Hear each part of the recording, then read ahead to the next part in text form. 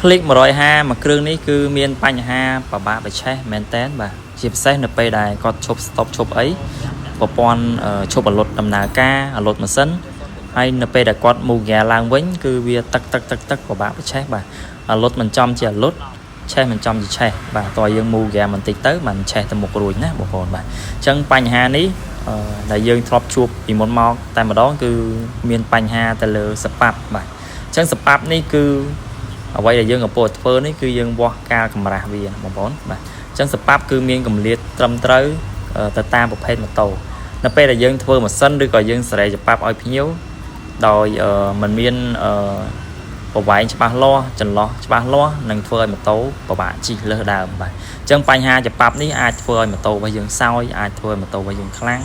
ទៅតាមការសេរីបាទអាចធ្វើឲ្យម៉ូតូយើងលាន់បាទអញ្ចឹងសម្រាប់คลิกនេះយើងសេរីមក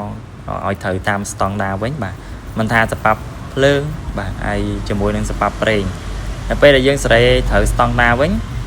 គឺអត់មានធ្វើអីទាំងអស់បងប្អូនណាបាទគ្រាន់តែដេបច្ឆេះគឺខ្លាំងជាងមុនបាទកណ្ដុងទីជាប់ហើយស្មើ